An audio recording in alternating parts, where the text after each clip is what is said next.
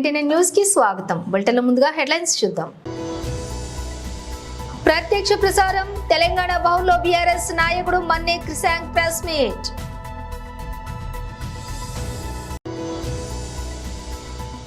వ్యవసాయ మంత్రిత్వ శాఖ పనితీరుపై చర్చకు మంత్రి శ్రీ శివరాజ్ సింగ్ చౌహాన్ సమాధానం. తాడేపల్లి పార్టీ కేంద్ర కార్యాలయంలో మాజీ మంత్రి పేర్ని నాని ప్రెస్ మీట్.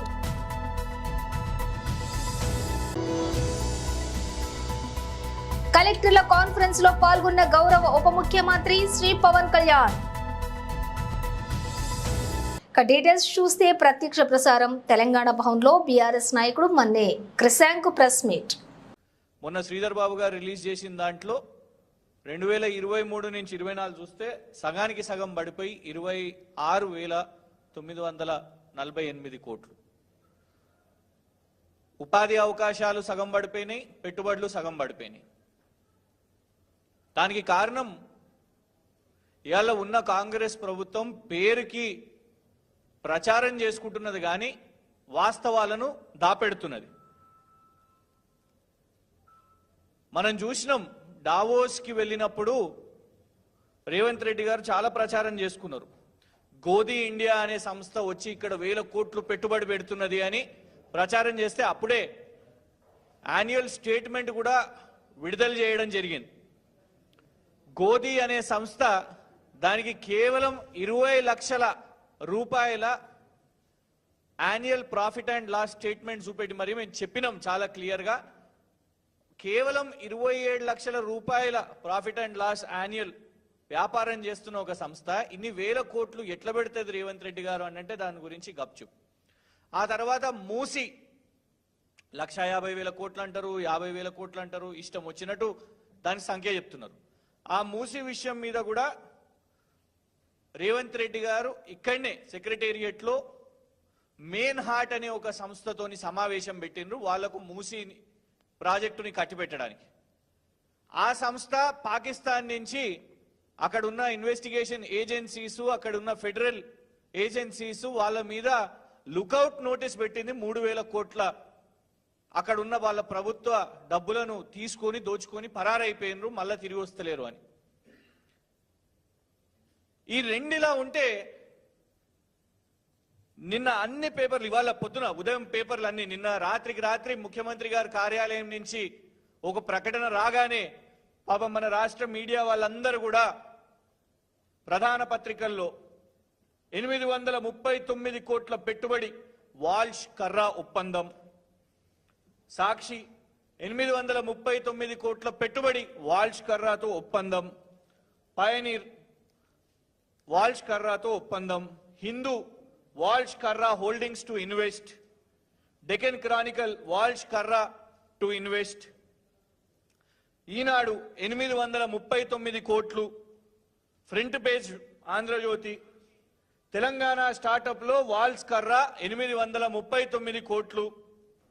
పాపం టైమ్స్ ఆఫ్ ఇండియా వాళ్ళైతే ఏకంగా banner item, US firm Walsh Karra holding to invest over 800 crores in Telangana startups.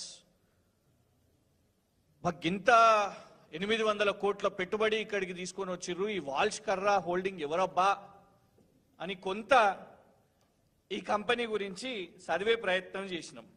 ఎందుకంటే మరీ ముఖ్యంగా రేవంత్ రెడ్డి గారు ప్రచారం గొప్పగా చేస్తారు మహిళల విషయం మీద. బస్సు స్కీమ్ మహిళల కోసం తెచ్చినాం అని ప్రచారం చేస్తారు. అందులో టికెట్ కాంట్రాక్ట్లు, టికెట్ల గొడవలు, ఇవాళ పురుషులు కూడా వాళ్ళు చెప్తున్నారు అన్న మాకు కూడా ఉచిత టికెట్ ఇస్తున్నారు, 0 టికెట్ ఇస్తున్నారు అనేసి.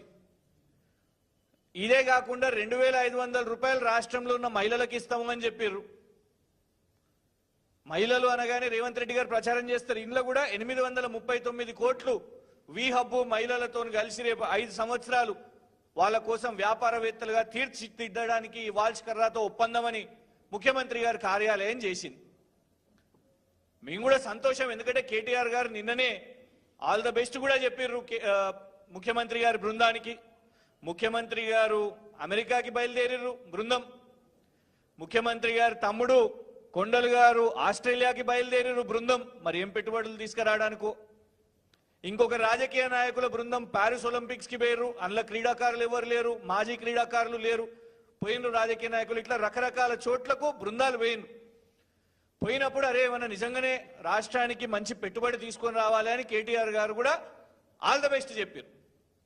అయితే కాగ్నిజెంట్ ఎక్స్పాన్షన్ ముందున్న పెట్టుబడులు ఇక్కడ ఒకవేళ విస్తీర్ణ పెంచుతున్నారంటే దాన్ని స్వాగతిస్తాం. కానీ కొత్త కంపెనీలు వస్తున్నప్పుడు, కొత్త కంపెనీలు మీరు తెస్తున్నప్పుడు కేవలం ప్రచార ఆర్భాటం కోసమే 839 కోట్లు అని మీరు మళ్ళా ఇంకొక బోగస్ కంపెనీకి ఎంట్రీ ఇస్తే ఎట్లా?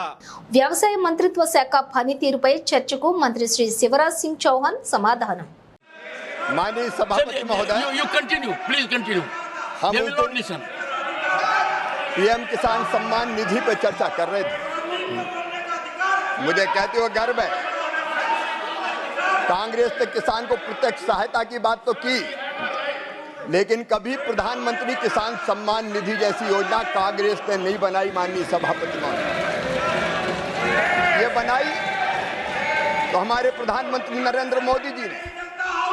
किसान सम्मान निधि में माननीय सभापति महोदय राशि भले 6,000 रुपया हो, ये नहीं समझेंगे, लेकिन जो लघु किसान, सीमांत किसान, छोटे किसान, उनके लिए 6,000 रुपया मायने रखते हैं।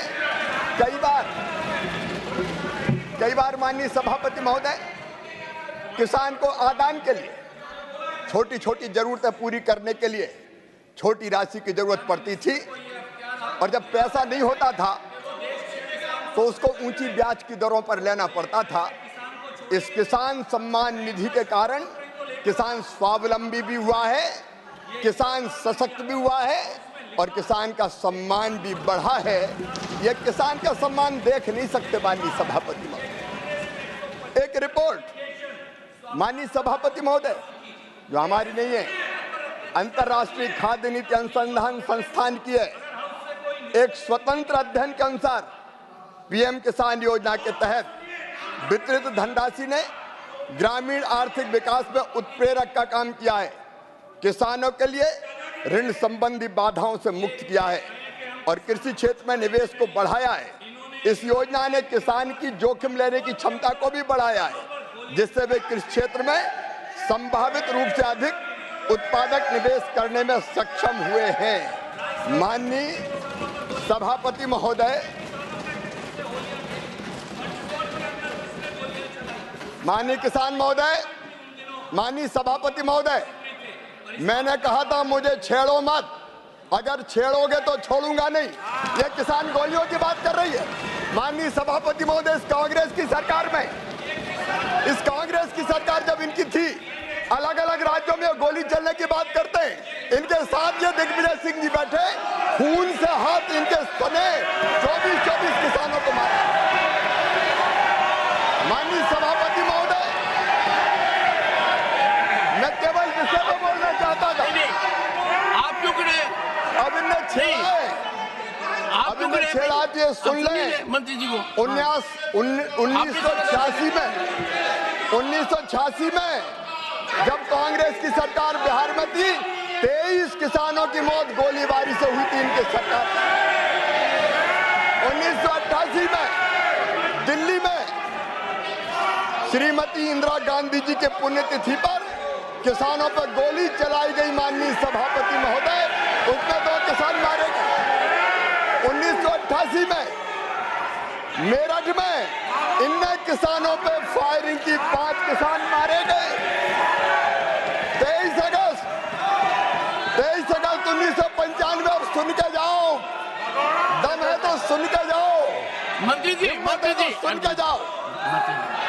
23 अगस्त 1995 हरियाणा में गोली चलाई, 6 किसान मारे गए। 12 जनवरी 1998 मुल्ताई में किसानों पर गोली चली, कांग्रेस की सरकार थी, 24 किसान मारे गए। नंदीग्राम आंध्र प्रदेश में 2010 में 2 किसान मारे गए। माननीय मंत्री जी, 8 मई माननीय मंत्री जी, माननीय मंत्री जी, माननीय मंत्री जी, माननीय सभापति जी, मैंने कहा था मैं शालीनता से बात करना चाहता हूँ। एक सेकंड बैठिए, स्थान ग्रहण कीजिए। लेकिन ये छेड़ेंगे तो मैं छोड़ूंगा नहीं। माननीय मैंने पहले मंत्री कह जी, दिया। माननीय मंत्री स्थान ग्रहण कीजिए। इस तरह नहीं। माननीय सदस्यगण, ये दुर्भाग्यपूर्ण भी है और दर्दनाक भी है। किसान वर्ग देश का सबसे महत्वपूर्ण वर्ग है। उस वर्ग के बारे में जब चर्चा हो रही है, ఏపీలో పోలీస్ వ్యవస్థ నిర్వీర్యమైపోయిందని వైసీపీ నేత మాజీ మంత్రి పేర్ని నాని వ్యాఖ్యానించారు. ఏపీలో ప్రభుత్వ ప్రేరేపిత హింస జరుగుతోందని, కళ్ల ముందే ఘోరాలు జరుగుతుంటే పోలీసులు చేతులు కట్టుకుని చూస్తున్నారని విమర్శించారు. నంద్యాలలో టీడీపీ నేతలు మారణాయుధాలతోటి బహిరంగంగా తిరుగుతున్నారని ఆరోపించారు. వైసీపీ కార్యకర్తల ప్రాణాలు పోతున్నా కనీసం ఎఫ్ఐఆర్లు కూడా నమోదు చేయడం లేదని అన్నారు. నడి రోడ్డుపై చంపేస్తుంటే పోలీసులు గాల్లోకి కూడా కాల్పులు జరపలేదని పేర్ని నాని తెలిపారు. అరాచకాలకు మారుపేరుగా ఉండే బీహార్లో ప్రస్తుతం శాంతి భద్రతలు నెలకొంటే ఏపీలో మాత్రం శాంతి భద్రతలు క్షీణిస్తున్నాయని విమర్శించారు. రెడ్ బుక్ రాజ్యాంగానికి లోబడి పరిపాలన సాగుతున్న పరిస్థితులు మనం చూస్తున్నాం. రాష్ట్రంలో చంద్రబాబు నాయుడు గారు, పవన్ కళ్యాణ్ గారు, అలాగే మోడీ గారు ముగ్గురు నాయకత్వంలో ఏర్పాటైనటువంటి ఈ కూటమి ప్రభుత్వం శాంతి భద్రతలను కాపాడేటువంటి పోలీసు విధి నిర్వహణలకి కొత్త పోకడలో నడిపిస్తున్న పరిస్థితులను మనం చూస్తున్నాం. గతంలో మున్నెన్నడూ ఆంధ్రప్రదేశ్ రాష్ట్రంలో, ఉమ్మడి ఆంధ్రప్రదేశ్ రాష్ట్రంలో కూడా ఏ రోజు కూడా చూడనటువంటి పోలీసు విధి నిర్వహణలో కొత్త పోకడల్ని ఇవాళ ఈ కూటమి ప్రభుత్వంలో వీళ్ళ ముగ్గురు కలిసి నడిపిస్తున్న పరిస్థితులు మనం చూస్తున్నాం. పాత రోజుల్లో బీహార్ రాష్ట్రంలో, ఉత్తరప్రదేశ్ రాష్ట్రంలో అక్కడ ఇటువంటి ప్రభుత్వ ప్రేరేపిత హింసను మనం చూసిన పరిస్థితులను మనకి గతంలో జరిగిన పరిస్థితులు చూసాం. గతంలో ఏదైతే హింస, మరీ ప్రత్యేకించి రాజకీయ హింస పట్టపగ్గాలు లేని పరిస్థితుల్లో ఉత్తరాది రాష్ట్రాల్లో ఎక్కడెక్కడైతే జరిగినాయో ఇవాళ ఆ రాష్ట్రాలు కూడా చాలా బాగుపడినాయి. ఆ పాత సంఘటనల్ని, రాజకీయ నేర సంఘటనలన్నీ కూడా మళ్ళీ మనకి కళ్ళకు కట్టినట్టుగా ఇవాళ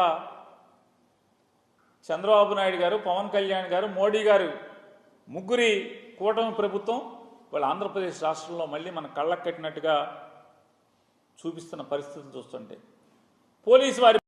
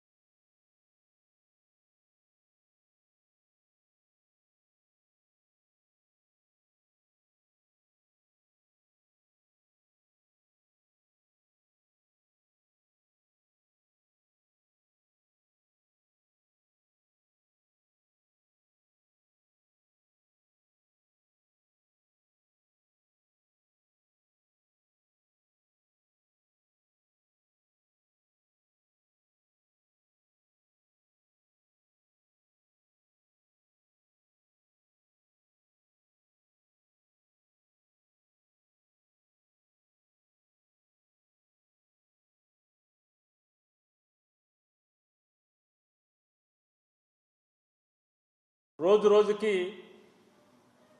హింసని రెట్టింపు చేస్తూ, అరే ఇవాళ అంటే నిన్నే నయం కదరా బాబు కాళ్ళు చేతులు నరికి వదిలేశారు, నిన్నే నయం కదరా బాబు ఇల్లు తగలబెట్టి వదిలేశారు, నిన్నే నయం కదా, మొన్న నయం కదా బుల్డోజర్లతో జేసీబీలతో ఇల్లు పడేశారు. అట్లా రోజు రోజుకి హింస పెంచే పరిస్థితి, అంటే హింసలో కూడా ఆ స్కేల్ పెంచే పరిస్థితిలో ఇవాళ ఈ కూటమి ప్రభుత్వం తీసుకెళ్తున్న పరిస్థితి చూస్తుంటే ప్రభుత్వ ప్రేరేపిత దాడులు కానీ ప్రభుత్వ ప్రేరేపిత ఆస్తుల ధ్వంసం కానీ హత్యలు కానీ ప్రేరేగిపోతున్నటువంటి పరిస్థితులు మనం చూస్తున్నాం. ఈ రెడ్ బుక్ నియంత్రణలో పోలీసులు కూడా కూటమి రౌడీలతో అగౌరవం పొందటం,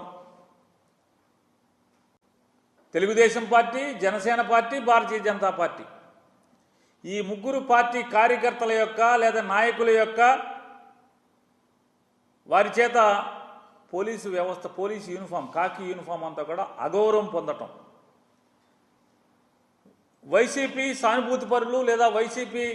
ఏపీ రాజధాని అమరావతిలో జిల్లా కలెక్టర్లతో సీఎం చంద్రబాబు సమావేశం నిర్వహించారు. ఈ సమావేశంలో పాఠశాల విద్య, ఉన్నత విద్య, నైపుణ్యాభివృద్ధి తదితర అంశాలపై చర్చించారు.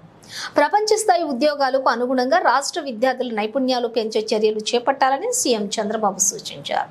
ఈ సందర్భంగా ఏపీలో యూనివర్సిటీల పరిస్థితి పట్ల ఆయన విచారం వ్యక్తం చేశారు. గతంలో నాక్ అక్రిడిటేషన్లో ఏపీ విశ్వవిద్యాలయాలు టాప్ 10లో ఉండేవని, కానీ ఇప్పుడు ఏపీకి చెందిన ఒక్క వర్సిటీ కూడా టాప్ 10లో లేకపోవడం బాధాకరమని అన్నారు. ముఖ్యమంత్రి శ్రీ నారా చంద్రబాబు నాయుడు గారికి నా హృదయపూర్వక నమస్కారాలు. మంత్రివర్గ నా సహచర మంత్రివర్గానికి ప్రతి ఒక్కరికి పేరు పేరున నా హృదయపూర్వక నమస్కారం. ఇక్కడికి వచ్చిన డైనమిక్ అండ్ యంగ్ కలెక్టర్స్ అందరికీ,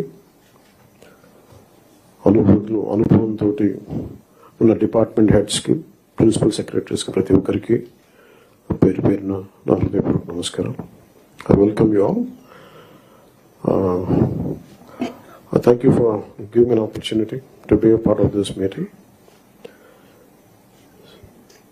మీ దృష్టికి, we came into power of a huge public mandate, 164 assembly seats, 21 MPs, 93% striking rate తోటి ఈ ప్రభుత్వాన్ని స్థాపించగలిగా ఉంటే, people are looking for a very committed deep change కోరుకుంటూ ఉన్నారు.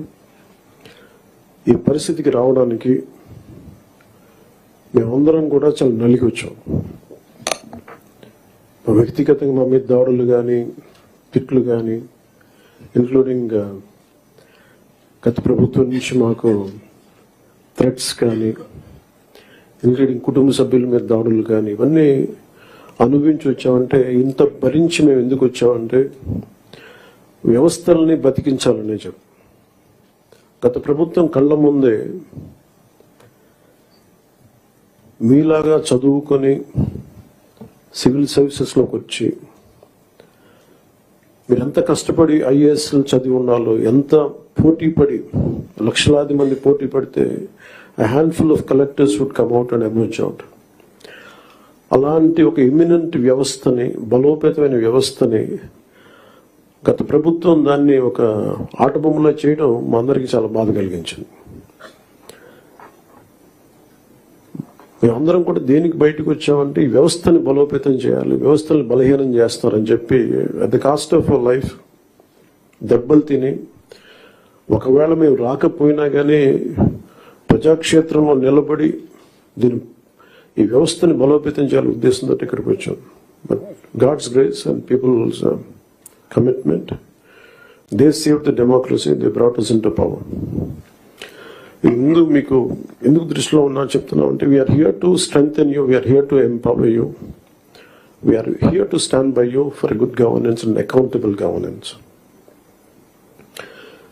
ఇన్ని దశాబ్దాలుగా ఇప్పుడు ఆంధ్రప్రదేశ్, ఉమ్మడి ఆంధ్రప్రదేశ్ కానీ, విభజిత ఆంధ్రప్రదేశ్ కానీ ఎప్పుడు ఇంత ఇబ్బంది పడలేదు. గత 5 ఏళ్లుగా ఆంధ్రప్రదేశ్లో పాలన ఎలా ఉందో చూశారు.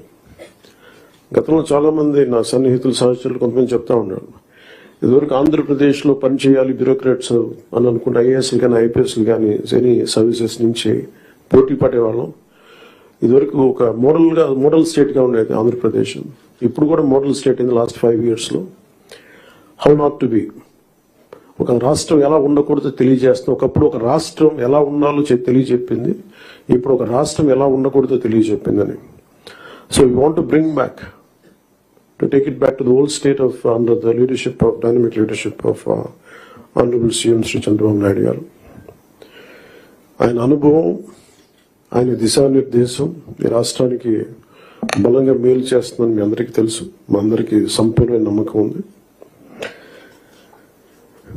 నేను పారిశుద్ధ్య నిర్వహణ, గ్రీనరీ పెంపే లక్ష్యంగా ప్రభుత్వం స్వచ్ఛదనం పచ్చదనం కార్యక్రమాన్ని ప్రారంభించిందని పెద్దపల్లి జిల్లాలో ఈ కార్యక్రమాన్ని కట్టుదిట్టంగా నిర్వహించాలని జిల్లా కలెక్టర్ కోయ శ్రీహర్ష అన్నారు. రాష్ట్ర ప్రభుత్వం ప్రతిష్టాత్మకంగా చేపట్టిన స్వచ్ఛదనం పచ్చదనం కార్యక్రమాన్ని పెద్దపల్లి పట్టణంలోని ప్రారంభించారు. పెద్దపల్లిలోని ప్రభుత్వ జూనియర్ కళాశాల మైదానం నుంచి అమర్నగర్ చౌరస్తా, మసీదు జెండా, సివిల్ ఆసుపత్రి మీదుగా మళ్లీ ప్రభుత్వ జూనియర్ కళాశాల వరకు చేపట్టిన స్వచ్ఛదనం పచ్చదనం అవగాహన ర్యాలీని జిల్లా కలెక్టర్, స్థానిక సంస్థల అదనపు కలెక్టర్ జె అరుణశ్రీతో కలిసి జెండా ఊపి ప్రారంభించారు. ఈ కార్యక్రమంలో పెద్దపల్లి మున్సిపల్ కమిషనర్ వెంకటేష్, జిల్లా వైద్య ఆరోగ్య శాఖ అధికారులు డాక్టర్ ప్రమోద్ కుమార్, ప్రజాప్రతినిధులు, సంబంధిత అధికారులు, విద్యార్థులు తదితరులు పాల్గొన్నారు.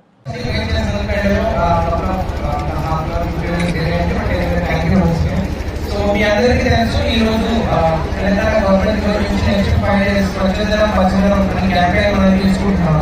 సో ఇది అనేక మిగతా క్యాంపెయిన్స్ కాకుండా ఇందులో మున్సిపల్ సిబ్బంది కానీ టెంపరీ కాకుండా పబ్లిక్ అందరినీ ఇన్వాల్వ్ చేయాలి. సెన్స్ ఆఫ్ శానిటైజేషన్ కానీ ఈ ప్లాంటేషన్ గురించి కానీ పబ్లిక్ అందరూ పార్టిసిపేట్ చేయాలి అనే ఉద్దేశంతో గవర్నమెంట్ ప్రోగ్రామ్ స్టార్ట్ చేసింది. అందుకనే ఈ మెసేజ్ అనేది పబ్లిక్ అందరినీ తీసుకునేదానికి మనం ఈ ర్యాలీతో స్టార్ట్ చేస్తాము. ఈ ర్యాలీలో టెంపరీ సిబ్బంది కానీ స్టూడెంట్స్ కానీ డిఫరెంట్ స్కూల్ స్టూడెంట్స్ కానీ పిల్లలందరి ద్వారా మనం ఈ ర్యాలీ చేసి ఒక మెసేజ్ అనేది పబ్లిక్ లో తీసుకుని వెళ్తాం. అండ్ ఇక్కడ కాకుండా మీరు మీ ఇంటికి వెళ్ళినప్పుడు మీ ఇంటి దగ్గర ఉన్న ఈ లోపల ఉన్న శానిటైజేషన్ సంబంధించి వాటర్ కానీ లేకపోతే మిల్క్ కానీ వీటన్నిటిని పెట్టుకుంటారు ఎక్స్పెక్ట్ చేస్తాం. అండ్ మీ వాటర్ లో ఏమైనా సమస్యలు ఉన్నా కానీ మా మున్సిపల్ సిబ్బంది ముందు నుంచి వాళ్ళకి చెప్తే వాళ్ళు కూడా చేస్తారు. వాళ్ళకి అందరూ కోఆపరేట్ చేస్తే ఇంకా భద్రపడి పట్టడం, ఇంకా శానిటైజేషన్ కానీ క్లీన్లెస్ కానీ ఇంకా బాగుంటుంది ఎక్స్పెక్ట్ చేస్తాం. మీ అందరూ ఇదే కాదు, ఇంకా నెక్స్ట్ 5 days అండ్ ఫర్దర్ కూడా ఇంకా పార్టిసిపేట్ చేయాలని ఎక్స్పెక్ట్ చేస్తాం. Thank you very much. Yadadri Bhuvanagiri జిల్లా చౌటుప్పల్ పట్టణంలోని పలు అభివృద్ధి పనులకు శంకుస్థాపన చేసి ముఖ్యమంత్రి సహాయ నిధి చెక్కులను పంపిణీ చేసిన గౌరవ మునుగోడు శాసనసభ్యులు శ్రీ కోమటిరెడ్డి రాజగోపాల్ రెడ్డి చౌటుప్పల్ పట్టణంలోని వ్యక్తిగత క్యాంపు కార్యాలయంలో లబ్ధిదారులకు ముఖ్యమంత్రి సహాయ నిధి చెక్కులు పంపిణీ చేశారు. స్వచ్ఛదనం పచ్చదనం కార్యక్రమంలో భాగంగా చౌటుప్పల్ పట్టణంలోని బీసీ కాలనీ మండల పరిషత్ ప్రాథమిక పాఠశాలలో మొక్కలను నాటి విద్యార్థులకు నోట్బుక్స్ పంపిణీ చేసిన గౌరవ మునుగోడు శాసనసభ్యులు శ్రీ కోమటిరెడ్డి రాజగోపాల్ రెడ్డి. Okay sir.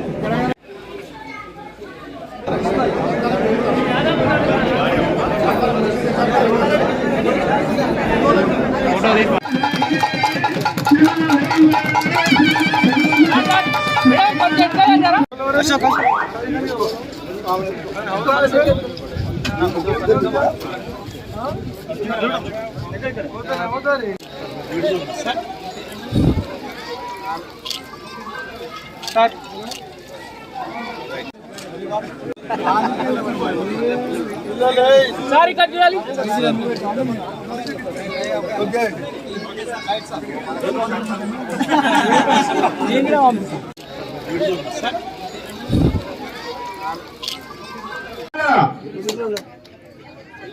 మీకోసం మేము కష్టపడతాం నిస్వార్థంగా. మమ్మల్ని మంచిగా విన్నాను. ఆ భగవంతుని దయ వల్ల మీ అందరి ఆశీస్సులతోటి ఈ ప్రాంతంగా కూడా పట్టణాన్ని రాబో తరాలకు ఒక వారధిగా ప్రతి ఒక్క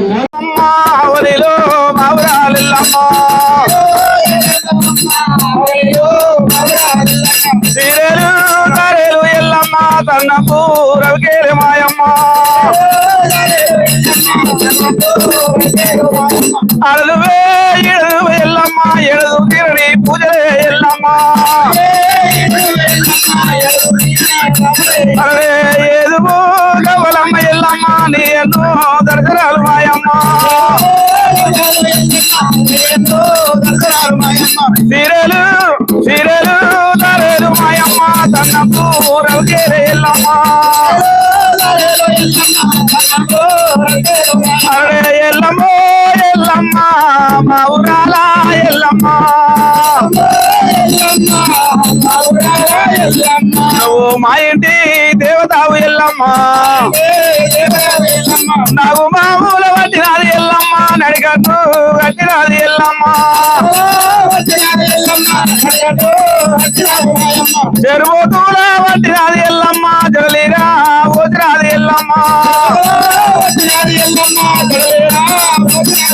అండపిండ బ్రహ్మాండం రెండు నకిలాండ కోడి బ్రహ్మాండ నాయకురాలు ఆది పరాశక్తి మహిషాసుర మర్దిని ఆది పల్లపురి బలయంకరే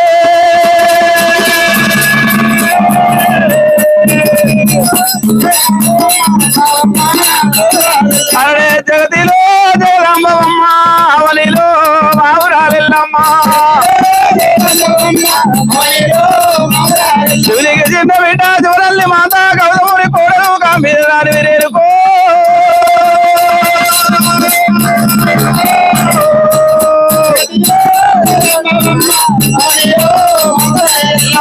అవనిలో బావురాలెల్లమ్మ బులెటిన్ ముగించే ముందు హెడ్లైన్స్ మరోసారి. ప్రత్యక్ష ప్రసారం తెలంగాణ భవన్లో బీఆర్ఎస్ నాయకుడు మన్నే క్రిసాంగ్ ప్రెస్ మీట్.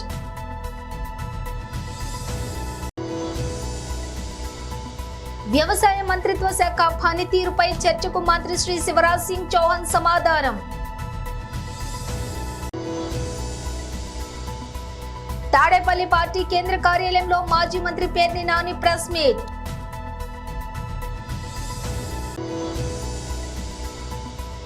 కలెక్టర్ల కాన్ఫరెన్స్ లో పాల్గొన్న గౌరవ ఉప ముఖ్యమంత్రి శ్రీ పవన్ కళ్యాణ్. ఇవి బులెటిన్ విశేషాలు. మరో బులెటిన్ తో మళ్ళీ కలుద్దాం.